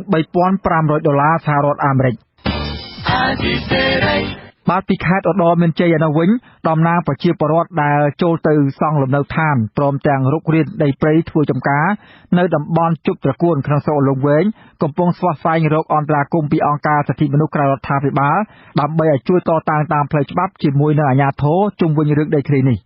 ការស្វែងរកជំនួយផ្នែកច្បាប់ពីអង្គការសិទ្ធិមនុស្សក្រៅរដ្ឋាភិបាលនេះបន្ទាប់ពីនាយករដ្ឋបាលសាលាស្រុកអន្លង់វែងបានយកគ្រឿងចាក់ទៅឈូសឆាយដីចំការស្វាយចន្ទទីនិងចំការដំឡូងមីរបស់ប្រជាពលរដ្ឋចំនួន12គ្រួសាររួចមកបាទលោកហងសាយុទ្ធរាយការណ៍អំពីរឿងនេះប្រជាពលរដ្ឋជាង120គ្រួសារនៅតំបន់ជប់ត្រកួនចំណុះឲ្យភូមិអូតាមេងឃុំអន្លង់វែងកំពុងព្រួយបារម្ភខ្លាចបាត់បង់ដីចំការជាច្រើនហិកតានៅពេលខាងមុខដោយសារតែអាជ្ញាធរស្រុកអន្លង់វែងដកហូតយកក្រុមអ្នកភូមិទាំងនោះខំនាំគ្នាធ្វើពាក្យបណ្ដឹងដាក់មកអង្គការសិទ្ធិមនុស្សលីកាដូខេត្តសៀមរាបនិងដាក់ទៅសមាគមការពារសិទ្ធិមនុស្សអាត់ហុកខេត្តឧត្តរមានជ័យដើម្បីឲ្យជួយជ្រោមជ្រែងផ្នែកច្បាប់ក្នុងការការពារដីធ្លីរបស់ពួកគេតំណាងប្រជាពលរដ្ឋតំបន់ជប់ត្រកួនម្នាក់ក្នុងចំណោមតំណាងខ្លះទៀតគឺលោកសាទបូរ៉ា លោកមានប្រសាសន៍នៅរុស្ស៊ីថ្ងៃអង្គារទី28ខែមីនាថាកាលពីថ្ងៃទី26ខែកុម្ភៈកន្លងទៅនាយករដ្ឋបាលរបស់សាលាស្រុកអន្លង់វែងនៃខេត្តរតនមានជ័យបានយកគ្រឿងចាក់ទៅឈូសឆាយដីបណ្ដាលឲ្យប៉ះពាល់ដល់ចំការស្វាយចន្ទទីនិងចំការដំឡូងមីរបស់អ្នកភូមិចំនួន12គ្រួសារតំណាងប្រជាពលរដ្ឋដដែលបញ្ជាក់ទៀតថាការឈូសឆាយដីនោះជាមូលហេតុធ្វើឲ្យអ្នកភូមិចំនួន122គ្រួសារព្រួយបារម្ភខ្លាចអាជ្ញាធររឹបអូសយកដីទាំងអស់ពីព្រោះតែពួកគេបានស្នើសុំឲ្យអាជ្ញាធរតាំងពីថ្នាក់ភូមិឃុំរហូតដល់ស្រុកឲ្យធ្វើបានកម្មសិទ្ធិឲ្យប៉ុន្តែអាជ្ញាធរមិនយល់ព្រមធ្វើលិខិតស្នាមទទួលស្គាល់កម្មសិទ្ធិពួកគេនោះឡើយគាត់ឈូសហើយតែវាយគីឡូ20ម៉ែត្របកគោល1 20ម៉ែត្របកគោល1ចែកសម្រាប់អ្នកដែលអត់ប៉ះពាល់វិចិត្រដីដែលយើងមិនកងកើនផលក៏ដើរវាយឡូនៅក្នុងដីនឹងទាំងអស់ហ្នឹងណាបងពួកខ្ញុំនេះក៏មិនដឹងថាពឹងទៅខាងណាឲ្យជួយមានរត់ទៅខាងអាតហុកហើយនឹងលីកាដូឲ្យគាត់មកជួយឲ្យមើលក្រមប្រជាពលរដ្ឋបានអះអាងថាពួកគេបានចូលទៅរស់នៅនិងធ្វើចំការនៅតំបន់ជប់ត្រកួននោះគឺអ្នកខ្លះតាំងពីឆ្នាំ2006និងខ្លះទៀតនៅឆ្នាំ2008ប៉ុន្តែអភិបាលស្រុកអន្លង់វែងលោកហៅចិនវិរៈយុទ្ធបានបដិសេធមិនទទួលស្គាល់ការអះអាងរបស់ប្រជាពលរដ្ឋទាំងនោះទេលោកហៅចិនវិរៈយុទ្ធមានប្រសាសន៍ថាតំបន់ដែលប្រជាពលរដ្ឋចូលទៅរស់នៅនិងកាប់គាស់ធ្វើចំការទាំងនោះគឺជាទីទួលសុវត្ថិភាពរបស់រដ្ឋហើយការឈូសឆាយនោះគឺអាជ្ញាធរធ្វើតាមគោលការណ៍របស់រដ្ឋាភិបាលដើម្បីរក្សាទុកទីទួលសុវត្ថិភាពនៅពេលមានគ្រោះមហន្តរាយកើតឡើងនិងផ្នែកខ្លះទៀតគឺបែងចែកជូនប្រជាពលរដ្ឋដែលពុំមានដីធ្លីលោកអភិបាលស្រុកអន្លង់វែងចាត់ទុកប្រជាពលរដ្ឋដែលចូលទៅរស់នៅតំបន់ជប់ត្រកួននោះជាជនចំណាក់ស្រុកមិនស្របច្បាប់ប្រជាពលរដ្ឋទាំងអស់នោះមិនមែនជាប្រជាពលរដ្ឋនៅក្នុងមូលដ្ឋានស្រុកទេគាត់ចំណាក់ស្រុកណាដែលទៅកាន់កាប់ដីខុសច្បាប់ទៅទន្ទ្រាននឹងយើងបានណែនាំឲ្យគាត់ដកដំឡូងនៅផ្នែកដែលគាត់ទៅទន្ទ្រាននឹងហើយយើងមិនធ្វើការបដិងតវ៉ាទេចំណែកអ្នកសម្របសម្រួលសមាគមការពារសិទ្ធិមនុស្សអាត់ហុកខេត្តរតនមានជ័យលោកស្រីណារ៉េនក៏ទទួលស្គាល់ដែរថាតំបន់ដែលប្រជាពលរដ្ឋចូលទៅរស់នៅនោះគឺតំបន់ព្រៃសហគមន៍លោកស្រីណារ៉េនមានគម្រោងចុះស៊ើបអង្កេតទៅលើករណីដែលអាជ្ញាធរឈូសឆាយដីនោះពីព្រោះតែលោកឆ្ងល់ថាបើសិនជាតំបន់នោះជាព្រៃសហគមន៍ដែលត្រូវការពារតើហេតុអ្វីបានជាអាជ្ញាធរអាចឈូសឆាយដីទីនោះដើម្បីយកទៅចែកប្រជាពលរដ្ឋដូចនេះទៅវិញខ្ញុំហងសាវយុទ្ធអាស៊ីសេរីរាយការណ៍ពីខេត្តសៀមរាបបាទលោកនាងជាទីមេត្រីពីខេត្តស្ទឹងត្រែងឯនោះវិញជនជាតិដើមភាគតិចគួយ12គ្រួសាររស់នៅឃុំសំអាងស្រុកថ្លាបរវត្តរិះគន់អាជ្ញាធរខេត្តថាបានពន្យាពេលដោះស្រាយចំនួនដីធ្លីនិងបណ្ដោយឲ្យភាគីជាពលរដ្ឋចំណាក់ស្រុកកាប់ទន្ទ្រានដីព្រៃពង្រីកផ្ទៃដីធ្វើកសិកម្មនិងអាស្រ័យផលលើដីមានចំនួនល្មើសច្បាប់បាទលោកម៉ែសុធីរាយការណ៍ព័ត៌មាននេះជនជាដើមភាគតិចគួយ12គ្រួសារនៅតែទន្ទឹមចាំពន្លឺយុទ្ធធរពីអភិបាលខេត្តស្ទឹងត្រែងលោកមុំសារឿនដែលធ្លាប់សន្យាថានឹងដោះស្រាយចំនួនដីធ្លីរបស់ពួកគេដោយយុត្តិធម៌តំណាងជនជាដើមភាគតិច12គ្រួសារលោកស្រីច័ន្ទសុខាឲ្យដឹងនៅថ្ងៃទី28មីនាថាដីព្រៃប្រមាណ30ហិកតាស្ថិតនៅចំណុចអូព្រាលក្នុងឃុំសំអាងជាប់ព្រំប្រទល់ឃុំមលងជ្រៃត្រូវបានក្រុមគ្រួសារលោកសនសោតសម្រុកកាប់ទន្ទ្រានព្រៃយកដីធ្វើជាកម្មសិទ្ធិបង្កប៉ះពាល់ដល់ដើមឈើផលិតជាប់ទឹករបស់ពួកគេជាង300ដើមបញ្ហានេះពួកគាត់បានប្តឹងទៅអាជ្ញាធរឃុំរហូតដល់អាជ្ញាធរខេត្តតាំងពីឆ្នាំ2013ប៉ុន្តែរហូតមកទល់ពេលនេះនៅតែពុំឃើញមានពន្លឺលទ្ធផលនៅឡើយទេលោកស្រីថាជនជាដើមភាគតិច12គ្រួសារសុទ្ធសឹងតែជាពលរដ្ឋក្រីក្ររស់ពឹងផ្អែកលើដើមឈើផលិតជាប់ទឹកជាង300ដើមច្រើនឆ្នាំមកហើយក៏ប៉ុន្តែចាប់តាំងពីមានវត្តមានជនចំណូលថ្មីមកពីខេត្តកំពង់ចាមមករស់នៅតំបន់នោះតាំងពីឆ្នាំ2012ដើមឈើផលិតជាប់ទឹករបស់ពួកគេកំពុងគំរាមកំហែងធ្ងន់ធ្ងរក្រោមរូបភាពកាប់ទន្ទ្រានដីព្រៃសាធារណៈរបស់រដ្ឋធ្វើជាកម្មសិទ្ធិឯកជនស្រាយឲ្យលះឲ្យប្រជាពលរដ្ឋគ្នានឹងមានសង្ឃឹមមានរស់តទៅទៀតកុំឲ្យលំបាកដូចរាល់ថ្ងៃណាទីអត់ទីឃ្លានដើរទៅទីឈ្មោះគេមួយថ្ងៃបានមួយថ្ងៃហើយអាគេធ្វើបានភាគីមួយខាងទៀតគេនៅតែដាំបានគេនៅតែកាប់ទន្ទ្រានបានពួកខ្ញុំដូចថាវាអត់មានជាចនាទៀតទេជនជាដើមភាគតិច12គ្រួសារបានដាក់ពាក្យបណ្ដឹងទាមទារសំណងដើមឈើផលិតជាប់ទឹកជាង300ដើមក្នុងមួយដើម1លានរៀលម្យ៉ាងទៀតបើមិនបានសំណងជាប្រាក់ពួកគេទាមទារដីនៅតំបន់ដើមច្បាស់នោះសម្រាប់ធ្វើកសិកម្មទំហំ15ហិកតាក្នុងចំណោមដីប្រមាណ30ហិកតាអាស៊ីសេរីមិនអាចតាក់ទងអ្នកនាំពាក្យសាលាខេត្តស្ទឹងត្រែងលោកម៉ែនគង់ដើម្បីសុំការបំភ្លឺជំវិញការរិះគន់នេះបានទេនៅថ្ងៃទី28មីនាព្រោះទូរស័ព្ទហៅចូលពុំមានអ្នកទទួល តែទោះជាយ៉ាងណាលោកម៉ែនគង់ធ្លាប់លើកឡើងថាកន្លងទៅអាជ្ញាធរខេត្តបានចាត់ឲ្យមន្ត្រីបច្ចេកទេសចូលស៊ើបអង្កេតតាមនីតិវិធីនិងដោះស្រាយចំនួនដីធ្លីប្រកាន់គោលចំហត្រឹមត្រូវផ្អែកលើច្បាប់ជាមូលដ្ឋានទន្ទឹមនឹងនេះអាជ្ញាធរខេត្តក៏បានចាត់មន្ត្រីជំនាញច្រើនក្រុមចុះស៊ើបអង្កេតករណីវិវាទដីធ្លីច្រើនករណីនៅស្រុកថ្លាបរវត្តក្នុងនោះក៏មានវិវាទដីធ្លីរបស់ជនជាតិដើមភាគតិច12គ្រួសារដែរកាលពីខែមករាឆ្នាំ2015មន្ត្រីរដ្ឋបាលព្រៃឈើនិងអាជ្ញាធរស្រុកថ្លាបរវត្តបានកោះប្រជុំភាគីទំនាស់គឺពលរដ្ឋចំណាក់ស្រុកនិងជនជាតិដើមភាគតិច12គ្រួសារសម្រាប់សម្រួលបញ្ចប់ចំនួនដោយចែកដីទាំងនោះអាស្រ័យផល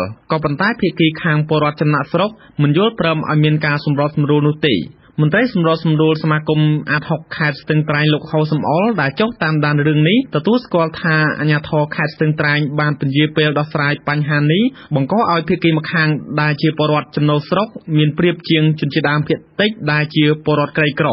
លោកថាផ្អែកតាមច្បាប់ដីកំពុងមានចំនួនគួរតែរក្សាទុកមិនត្រូវបណ្ដោយឲ្យបុគ្គលណាអាស្រ័យផលដោយមិនទាន់មានការដោះស្រាយនោះទេសូមលោកឲ្យបាទខេត្តកុំព្រាតែរបាយការណ៍ព្រៃខលខូចអស់ណាយើងចង់ឲ្យមានខាងឯករាជ្យណាមួយចុះទៅជាមួយយើងឲ្យតែមន្ត្រីខលខូចទៅដដែលហើយបាទបាទខេត្តគាត់បានចិត្តទៅណាឲ្យជនរងគ្រោះខលទៅគាត់ស្គាល់ប៉ុន្តែដល់ហើយគាត់ខលទៅរាល់ដងយើងឃើញថាពេលខ្លះបាទខេត្តគាត់បានបញ្ជាប្រកាសយើងចុះទៅប៉ុន្តែក្រុមការងារដូចខ្ញុំនិយាយចុះទៅបានតែលំដុំទៅមកផ្លែតទៅខុបខិតគ្នានឹងការរបាយការណ៍នឹងបានយ៉ាងម៉េចជាងអត់ដែរលោកហូសបលបន្ថែមថាមកទល់ពេលនេះសកម្មភាពកាប់ទន្ទ្រានដីព្រៃរាប់ពាន់ហិកតានៅស្រុកថ្លាបរវត្តពីក្រុមជនចំណូលថ្មីនិងអ្នកមានឥទ្ធិពលកំពុងគំរាមកំហែងធ្ងន់ធ្ងរដល់ដើមឈើផលិតជាប់ទឹករបស់ជនជាតិដើមភាគតិចខណៈដើមឈើផលិតជាប់ទឹករបស់ពួកគេអាស្រ័យផលស្ថិតនៅតំបន់ព្រៃដែលក្រុមឈ្មួញកាប់បំផ្លាញយកដីធ្វើអាជីវកម្មនិងកម្មសិទ្ធិប្រពៃណីជនជាតិដើមភាគតិចគួយគឺរស់នៅដោយពឹងផ្អែកលើអនុផលព្រៃឈើដូចជាការរកពណ៌ផ្ដៅបន្លែផ្លែឈើព្រៃដងជ័រនិងរកឃ្មុំជាដើមខ្ញុំម៉ែនសុធីអាស៊ីសេរីពីខេត្តស្ទឹងត្រែងបាទលោកនាងកញ្ញាជាទីមេត្រីជនអន្តោប្រវេសន៍វៀតណាមដែលស្នាក់នៅលើផ្ទៃទឹកទន្លេសាបនៅក្នុងខេត្តកំពង់ឆ្នាំងខ្លះអល់ឯកមិនចង់ឡើងទៅរស់នៅលើគោកតាមការអំពាវនាវរបស់អាជ្ញាធរកម្ពុជាឡើយមន្ត្រីអង្គការការពារសិទ្ធិមនុស្សក្រៅរដ្ឋាភិបាលស្វាគមន៍វិធានការផ្លាស់ទីអ្នកភូមិបណ្ដែតទឹករាប់ពាន់គ្រួសារឲ្យឡើងទៅនៅលើគោកនាពេលនេះដើម្បីបញ្ជៀសបញ្ហាបំពុលទឹកនិងប៉ះពាល់ដល់ធនធានធម្មជាតិបាទសូមស្ដាប់សេចក្តីរាយការណ៍របស់លោកចិនចេថាជុំវិញបញ្ហានេះអាជ្ញាធរខេត្តកំពង់ឆ្នាំងកំពុងចលនាឲ្យអ្នកភូមិបណ្ដែតទឹកដែលភាគច្រើនជាជនជាតិវៀតណាមនៅតំបន់ផ្សារក្រោមតំបន់ឆ្នុកទ្រូនិងតំបន់កំពង់ប្រាសាទឲ្យឡើងរស់នៅលើគោកតាមលទ្ធភាពផ្សេងប៉ុន្តែអ្នកភូមិភាគច្រើនត្អូញត្អែថាពួកគេមិនអាចរកទិញឬជួលដីសម្រាប់រស់នៅបាននោះទេម្យ៉ាងពួកគេមានជីវភាពក្រីក្រពឹងផ្អែកលើមុខរបរនេសាទតិចតួចនិងខ្លះធ្វើជាកម្មករតាមទូកនេសាទប៉ុណ្ណោះកំពុងអង្គុយជក់បារីនិងផឹកទឹកតែនៅក្នុងផ្ទះបណ្ដែតទឹកជាមួយជនជាតិវៀតណាមជិត10នាក់ផ្សេងទៀតលោកច្រឹងចាំងរស់ថាលោកមិនប្រកែកតវ៉ានឹងអាជ្ញាធរមានសមត្ថកិច្ចនោះទេប៉ុន្តែលោកពុំមានលុយកាក់ឬមធ្យោបាយផ្សេងទៀតដើម្បីត្រៀមខ្លួនឡើងរស់នៅលើគោកនោះទេលោកថាជំរឿសចុងក្រោយអាចនឹងចេញទៅវៀតណាមឬទ្រាំរស់នៅកម្ពុជាតាមស្ថានភាពជាក់ស្ដែងបងប្អូនខ្វះខាតសម្បំនិយាយត្រង់ហ្មងហើយនៅពេលណាគិតពេលនឹងសិនទៅយើងអត់លុយយើងអត់មានឡើងមួយគេបានយើងត្រូវទៅលុតទៅហ្មងណាដឹងទៅណាទេកន្លែងណាហៅបានចេះទៅបើថាទៅវៀតណាមខ្លះគេទៅវៀតណាមខ្លះគេមិនទៅគេក៏តាមដងទន្លេហ្នឹងចេះតែហួទៅចំណែកលោកស្រីខ្វៀងទីភឿងបញ្ជាក់ថាគ្រួសារលោកស្រីនិងអ្នកភូមិជាច្រើនទៀតនឹងជួបការលំបាកបើត្រូវឡើងទៅរស់នៅលើគោកនិងឆ្ងាយពីទន្លេដែលជាទីទុកដាក់ទូកនិងបែត្រីរបស់ពួកគេនោះបងប្អូនឲ្យឡើងឯងបើអត់មានលុយទិញដីទេឡើងទៅណាក៏ឡើងដែរបើអត់មានលុយទិញដីគ្រាន់ជើងងាប់ប្តីទៅធ្វើកម្មករគេខ្ញុំធ្លាប់រស់នៅទឹកហើយអត់ធ្លាប់ឡើងលើគោកទេឥឡូវខ្ញុំចង់រស់នៅទឹកហ្នឹងហើយអភិបាលរងខេត្តកំពង់ឆ្នាំងនិងជាប្រធានក្រុមការងាររៀបចំផ្ទះបណ្ដែតទឹកនៅតំបន់ផ្សារក្រោមលោកស៊ុនសវណ្ណរិទ្ធអះអាងថាគម្រោងរៀបចំសណ្ដាប់ធ្នាប់និងអភិវឌ្ឍច្រាំងទន្លេផ្សារក្រោមកំពុងដំណើរការហើយអ្នកភូមិបណ្ដែតទឹកនៅតំបន់នេះនឹងចាប់ផ្ដើមផ្លាស់ទីនៅចុងឆ្នាំ2017ហើយគ្រោងនឹងបញ្ចប់នៅចុងឆ្នាំ2018ដោយគេកំពុងរៀបចំហេដ្ឋារចនាសម្ព័ន្ធនៅលើគោកសិនអញ្ចឹងអាម្លាស់ទីផ្សេងផ្សារទៅប្រហែលជា1គីឡូជាងពីផ្សារទៅតាថ្មីទៅតាកំពង់ឆ្នាំងអញ្ចឹងយើងកំពុងតែរៀបចំហេដ្ឋារចនាសម្ព័ន្ធភ្ជាប់ពីផ្សារទៅឲ្យឡើងគាត់ យើងកំពុងសិក្សាហើយហ្នឹងណាបាទយើងមានន័យឲ្យអស់ហើយយើងអនុវត្តតាមការយើងគោរពតាមច្បាប់គួរបារបស់យើងហើយមួយទៀតគឺច្បាប់អន្តរជាតិដែលគ្រប់គ្រងអន្តរជាតិ មន្ត្រីសម្របសម្រួលអង្គការការពារសិទ្ធិជនជាតិភាគតិចប្រចាំខេត្តកំពង់ឆ្នាំងលោកតូតកំស្រួយដែលធ្វើការជាប់ជាមួយនឹងក្រុមជនជាតិវៀតណាមដែលរស់នៅតាមភូមិបណ្ដែតទឹកទាំងនេះថ្លែងថាអាជ្ញាធរគួរសិក្សាច្បាស់លាស់មុននឹងបន្លាស់ទីអ្នកភូមិដើម្បីកុំឲ្យប៉ះពាល់ដល់សិទ្ធិមនុស្សហើយអាចរំដោះទឹកទន្លេចេញពីការបំពុលដោយសារសកម្មភាពរស់នៅរបស់អ្នកភូមិទាំងនេះមនុស្សត្រូវមានសិទ្ធិទាំងរស់រានមានជីវិតមានទីចម្រោកមានអីគ្រប់គ្រាន់សម្រាប់ពួកគាត់ ចឹងទេរដ្ឋាភិបាលបើយើងថាពួកគាត់ជាអន្តោប្រវេសន៍ស្របច្បាប់ហើយគួរតែដោះស្រាយនៅរោគទីកន្លែងឲ្យពួកគាត់ស្នាក់នៅក្នុងមុខរបរបានសមរម្យ របាយការណ៍ស្ថិតិជនជាតិវៀតណាមប្រចាំខែកុម្ភៈឆ្នាំ 2017 របស់ការិយាល័យគ្រប់គ្រងស្នាក់នៅនៃស្នងការដ្ឋាននគរបាលខេត្តកំពង់ឆ្នាំងបង្ហាញថានៅទូទាំងខេត្តមានជនជាតិវៀតណាមចំនួន 2034 គ្រួសារហើយទីតាំងដែលជនជាតិវៀតណាមនិយមរស់នៅច្រើនជាងគេគឺនៅលើផ្ទៃទឹកក្នុងក្រុងកំពង់ឆ្នាំងចំនួន 755 គ្រួសារស្រុកបរិបូរចំនួន 806 គ្រួសារនិងស្រុកកំពង់ត្រឡាចមានចំនួន 202 គ្រួសារខ្ញុំបាទចិនជេថាអាស៊ីសេរីពីខេត្តកំពង់ឆ្នាំង ពីខេត្តមណ្ឌលគិរីឯនោះវិញតំណាងសហគមន៍ជនជាតិដើមភាគតិចភ្នងប្រមានប្តឹងទៅស្ថាប័នតុលាការក្រោយពេលដែលដីតំបន់ភ្នំដោះក្រមុំត្រូវបានឈូសឆាយជាថ្មីដើម្បីយកដីធ្វើជាកម្មសិទ្ធិផ្ទាល់ខ្លួនមន្ត្រីអភិរក្សភ្នំបានអះអាងថាការប៉ុនប៉ងយកដីភ្នំនេះគឺរំលោភទៅលើសេចក្តីសម្រេចរបស់ទីស្តីការគណៈរដ្ឋមន្ត្រីដែលបានសម្រេចរក្សាទុកដីភ្នំដោះក្រមុំជាតំបន់វប្បធម៌ពូជនីយកិច្ចរបស់ជនជាតិដើមភាគតិច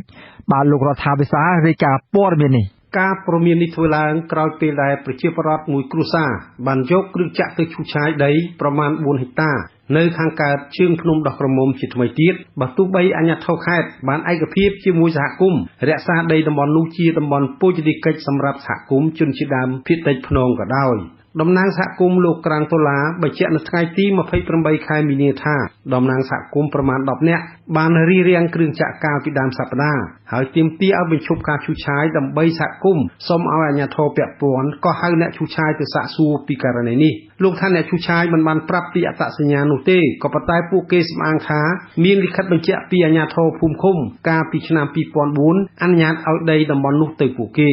យើងមានចំហមួយថាដាច់ខាតគឺយើងមិនអនុញ្ញាតឲ្យគាត់ធ្វើទេដោយសារយោងទៅតាមលិខិតដកហូតរបស់ខេត្តដោយសារយើងមានសោចណត សហគមន៍ជនជាតិដើមភាគតិចភ្នងនៅក្រុងនិងស្រុកចំនួន 5 ក្នុងខេត្តមណ្ឌលគិរីរួមទាំងអាជ្ញាធរខេត្តនិងមន្ទីរក្រសួងពាក់ព័ន្ធកាលពីខែធ្នូឆ្នាំ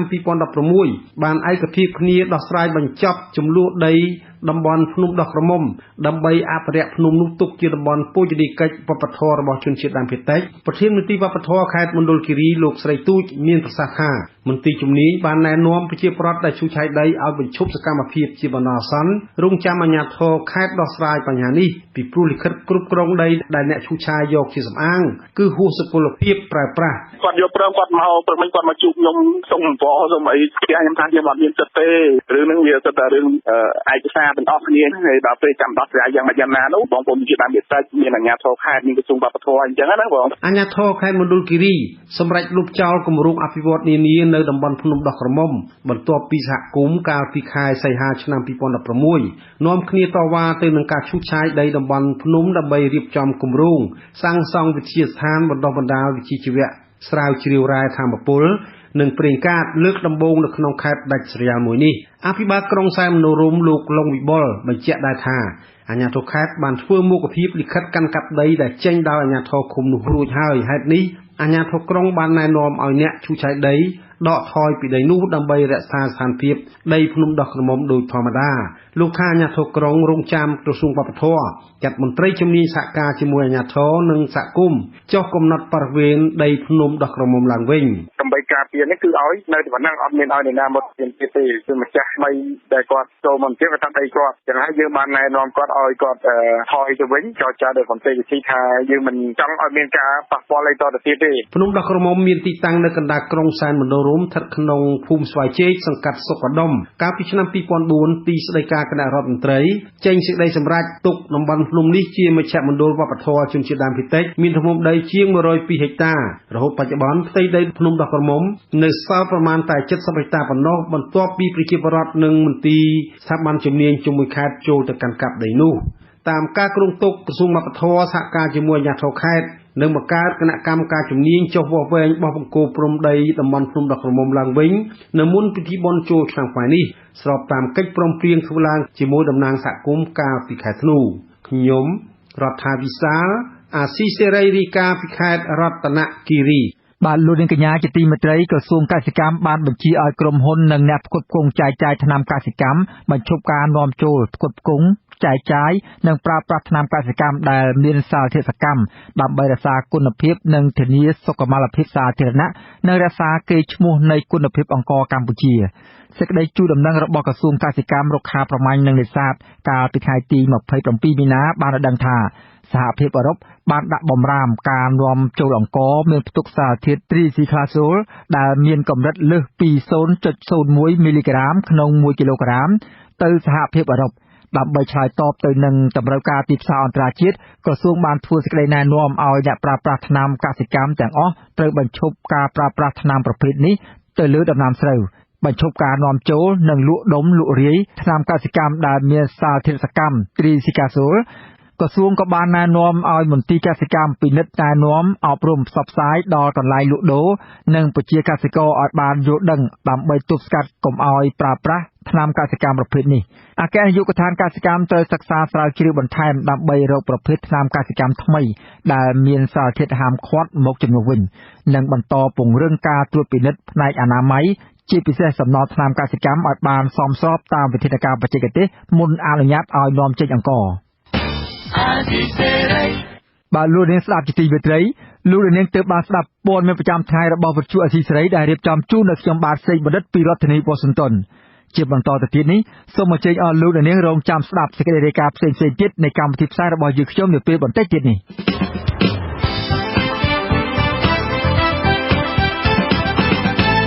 ចាលោកនាងកញ្ញានិងប្រិយមិត្តអ្នកស្ដាប់ជាទីមេត្រីនៅក្នុងការផ្សាយជាបន្តទៅទៀតនេះយើងខ្ញុំមានសេចក្តីរាយការណ៍ពិស្ដាផ្ដោតអំពីអង្គការ Human Rights Watch បារម្ភពីការយាយីរបស់ក្រសួងមហាផ្ទៃដើម្បីបំបិទសម្លេងបកប្រឆាំងមិនឲ្យចូលរួមការបោះឆ្នោតក្រុមប្រឹក្សាឃុំសង្កាត់ចាកោជបថាសាររបស់លោកហ៊ុនសែនដែលអំពាវនាវឲ្យប្រជាប្រដ្ឋបោះឆ្នោតជូនបកកណ្ដាលអំណាចនោះគឺមិនស្ថិតក្នុងបញ្ញត្តិកោជបនោះទេហើយនៅចុងកម្មវិធីលោកអ្នកនឹងបានស្ដាប់ព័ត៌មានបញ្ចប់សូមអញ្ជើញលោកនាងកញ្ញាស្ដាប់ការផ្សាយរបស់យើងខ្ញុំជាបន្តបន្ទាប់ដូចតទៅ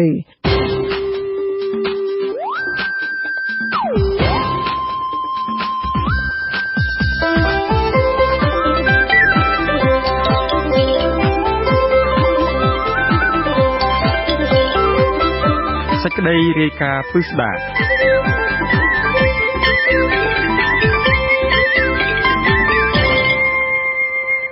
ចាលោកនាងជាទីមេត្រីក្រុមអ្នកខ្លាំមើលសិទ្ធិមនុស្សអន្តរជាតិសម្ដែងក្តីបារម្ភ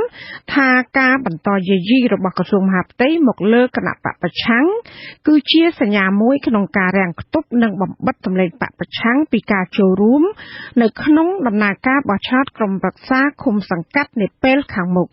ចាប់ពីរដ្ឋធានី Washington លោកតាំងសារដាមានសេចក្តីរាយការណ៍អំពីបញ្ហានេះនាយករងទទួលបន្ទុកកិច្ចការតំបន់អាស៊ីរបស់អង្គការឃ្លាំមើលសិទ្ធិមនុស្សអន្តរជាតិ Human Rights Watch លោក Phil Robertson ចាត់ទុកការបង្កភាពស្មុគស្មាញរបស់ក្រសួងមហាផ្ទៃដល់គណៈបក្សសង្គ្រោះជាតិជុំវិញបញ្ហាលក្ខន្តិកៈផ្ទៃក្នុងនោះជាការរើសអើងគណៈបកប្រឆាំងដើម្បីបង្កឧបសគ្គមិនឲ្យគណៈបកនេះអាចចូលរួមការបោះឆ្នោតបានដោយងាយស្រួល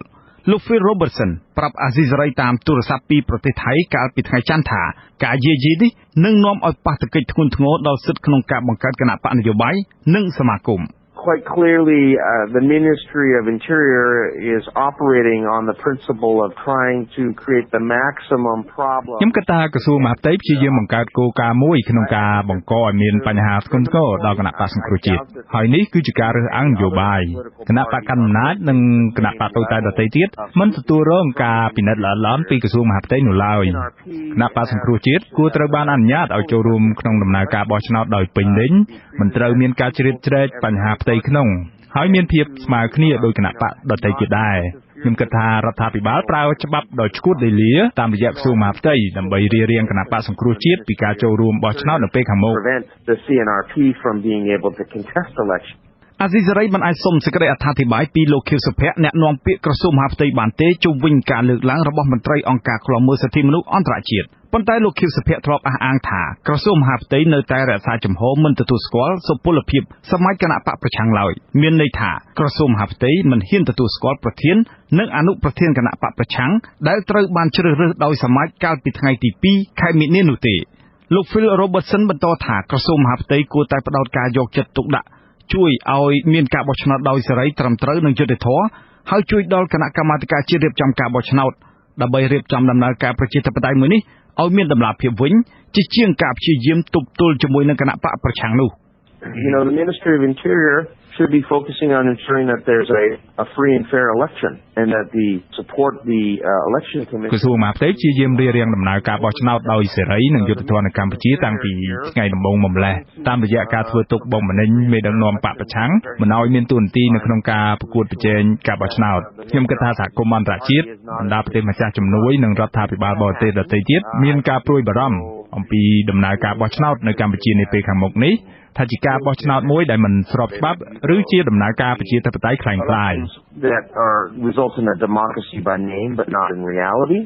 លោកបន្តថាប្រសិនបើការបោះឆ្នោតឃុំសង្កាត់និងការបោះឆ្នោតជាតិខាងមុខធ្វើឡើងដោយទាត់ចោលគណៈបក្សសង្គ្រោះជាតិមែននោះកម្ពុជានឹងជួបមហាវិបត្តិដ៏ធំតាមរយៈការដាក់ទណ្ឌកម្មសេដ្ឋកិច្ចនិងការថ្កោលទោសជាខ្លាំងពីសហគមន៍អន្តរជាតិ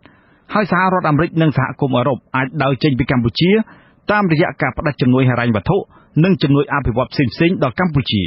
ពេលនោះកម្ពុជានឹងជួបនៅភាពវឹកវរចលាចលពេញផ្ទៃប្រទេសហើយនាំឲ្យប្រទេសក្រីក្រមួយនេះជួបគ្រោះមហន្តរាយផ្នែកនយោបាយនិងផ្នែកសេដ្ឋកិច្ចធ្ងន់ធ្ងរអ្នកវិភាគនយោបាយឯករាជ្យលោកឆាំប៊ុនថេតបានប្រាប់អាស៊ីសេរីតាមទូរស័ព្ទថាការធ្វើទុកបុកម្នេញរបស់គណៈបកកណ្ដាលអំណាចមកលើគណៈបកប្រឆាំងគ្រប់រូបភាពគ្រប់ទម្រង់និងគ្រប់រសជាតិនេះគឺដោយសារគណៈបកកណ្ដាលអំណាចភ័យខ្លាចចាញ់ការបោះឆ្នោតនៅពេលខាងមុខតាមពិតទៅសង្គ្រោះជាតិទោះបីថាពួកក្រុមគាត់នឹងចង់ធ្វើស្អីក៏ដោយវាតែងតែមានការយាយីជាតិរាបមកហើយតាំងពីដើមមកលក្ខន្តិកៈនឹងប្រជាបានជូនដំណឹងគេថាមិនបានជូនដំណឹងបានធ្វើគេថាមិនបានធ្វើអានោះជារឿងរបស់គេខាងនោះណាដូច្នេះរឿងនេះវាកើតឡើងមកអញ្ចឹងពីរឿយៗមកឲ្យគេដាល់រហូតគ្រប់ទៅជ្រុងនឹងឯងតែគេថាតើរឿងស្អីសំខាន់ដែលធ្វើឲ្យបញ្ហានឹងកើតឡើងនេះធ្វើឲ្យមានរឿងនឹងជាកើតឡើងបន្តរហូតរឿងដែលសំខាន់ជាបំផុតដែលកើតឡើងនៅក្នុងការដែលគណៈបកកណ្ដាលអំណាចលោកធ្វើទុកបុកម្នេញទៅគណៈបកប្រឆាំងនោះគឺកើតចេញពីការភ័យខ្លាចនៅក្នុងការបាត់បង់អំណាចគាត់យល់ថាបើមិនជាមានការរៀបចំធ្វើឲ្យស្រួលទៅ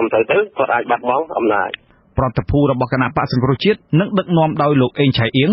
ដើម្បីជួបពិភាក្សាជាមួយអគ្គនាយកនៃអគ្គនាយកដ្ឋានរដ្ឋបាលក្រសួងមហាផ្ទៃលោកប្រាក់សំអឿន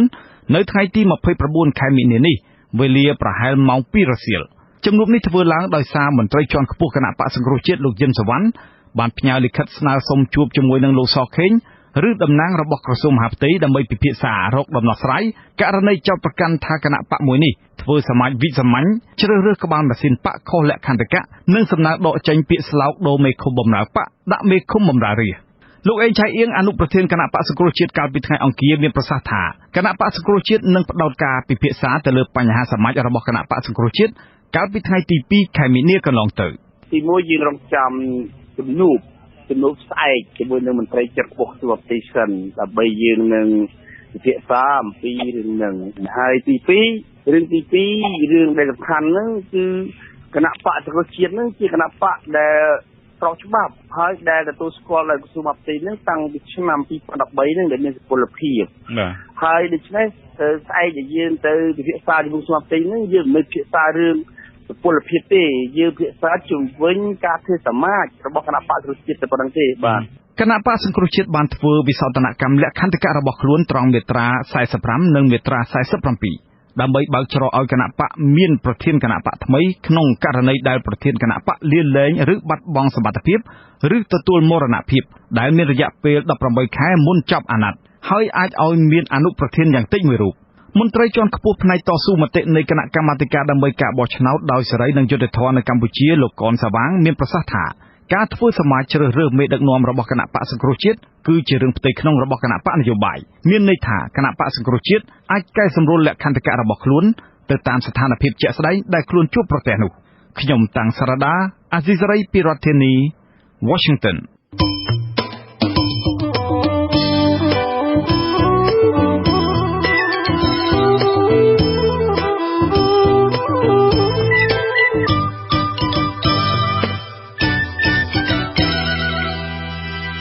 លោកអ្នកស្ដាប់ជាទីមេត្រីអ្នកជំនាញលើកិច្ចការបោះឆ្នោតនិងមន្ត្រីគណៈកម្មាធិការជាតិរៀបចំការបោះឆ្នោតកោជបថ្លែងថា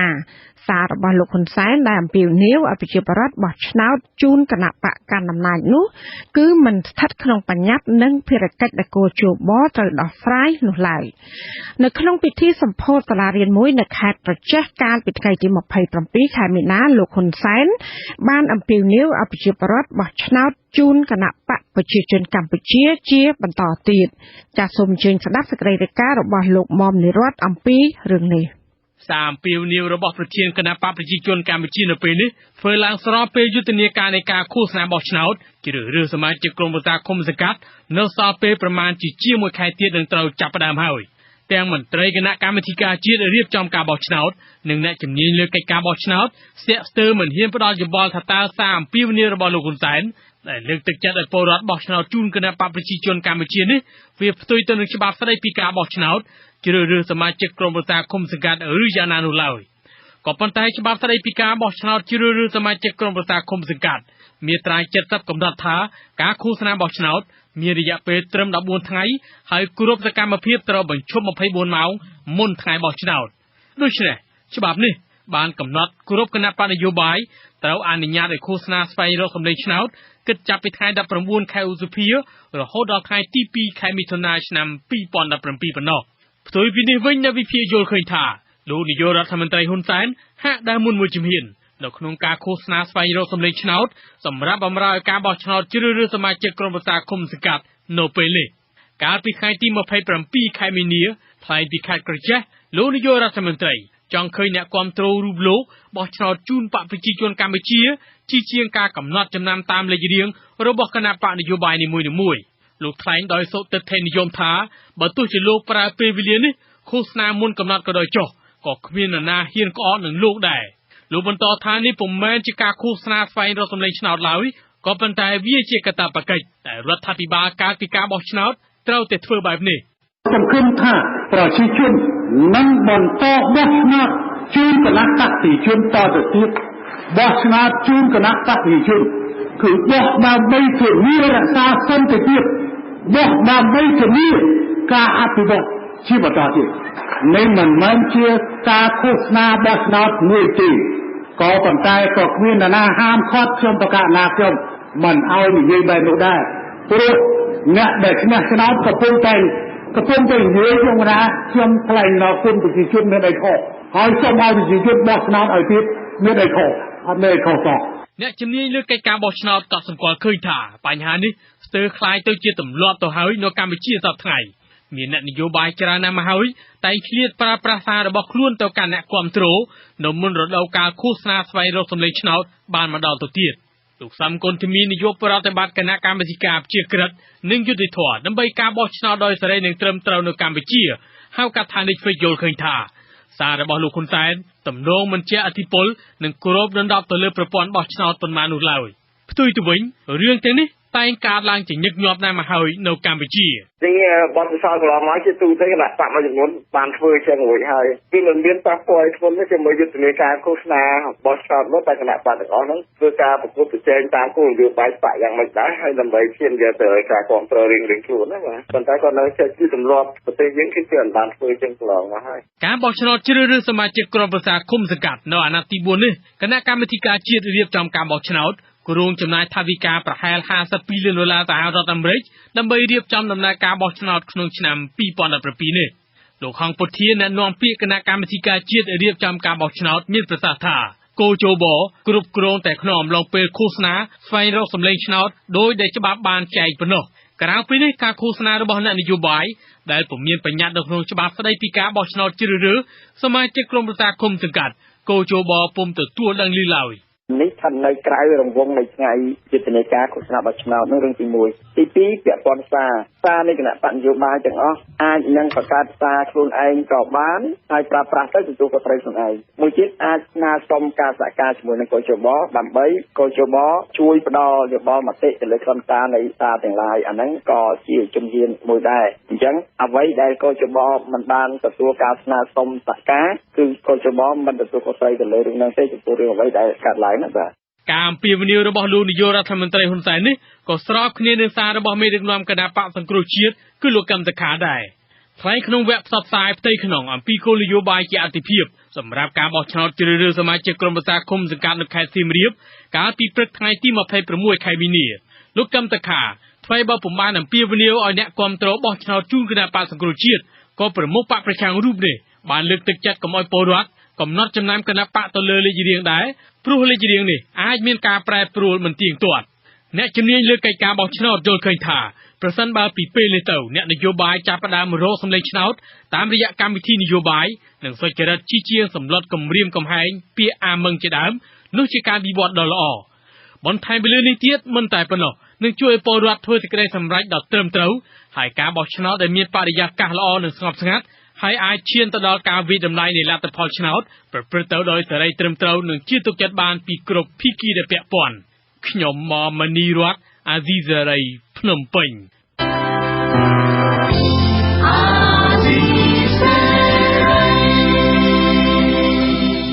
ជាបន្តទៅទៀតនេះខ្ញុំបាទសេកបណ្ឌិតសូមជូនព័ត៌មានបញ្ចប់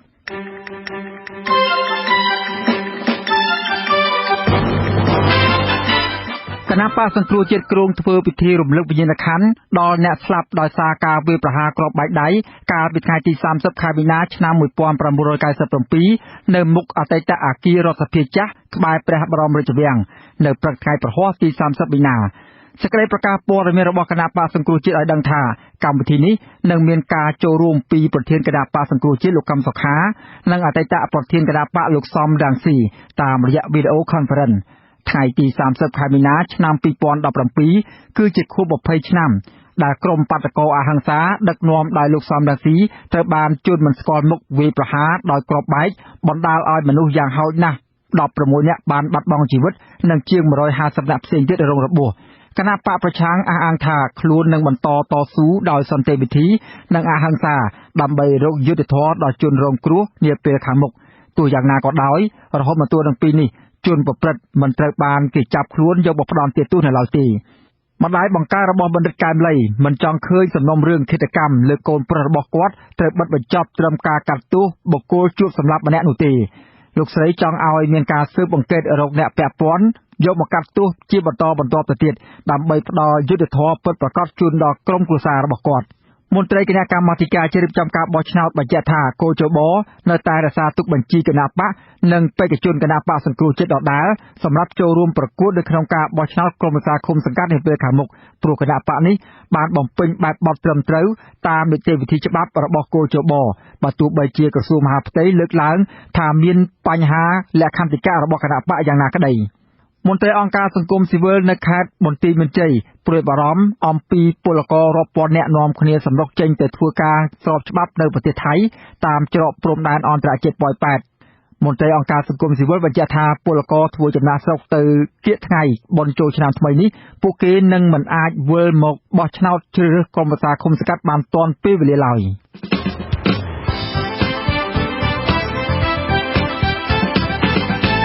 លោកនាងកញ្ញានិងប្រិយមិត្តអ្នកស្ដាប់ជាទីមេត្រីកម្មវិធីផ្សាយរយៈពេល1ម៉ោងនៃវិទ្យុអាស៊ីសេរីជាភាសាខ្មែរនៅពេលនេះចាប់តែប៉ុណ្ណេះយើងខ្ញុំសូមគោរពជូនពរដល់អស់លោកនាងព្រមទាំងក្រុមគ្រួសារទាំងអស់ឲ្យជួបប្រកបតែនឹងសេចក្តីសុខចម្រើនរុងរឿងកុំបីឃ្លៀងឃ្លាតឡើយចា៎នាងខ្ញុំម៉ៅសុធានីនិងខ្ញុំបាទសេកបណ្ឌិតព្រមទាំងក្រុមការងារទាំងអស់នៃអាស៊ីសេរីសូមអរគុណនិងសូមជម្រាបលាបាទសូមជម្រាបលា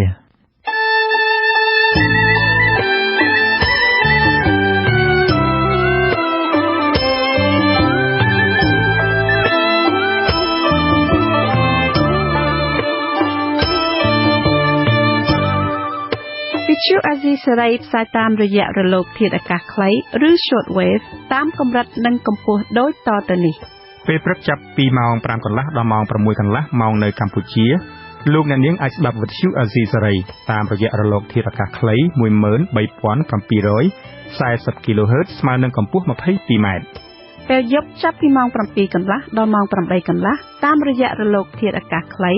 12140 kHz ស្មើនឹងកម្ពស់ 25 ម៉ែត្រ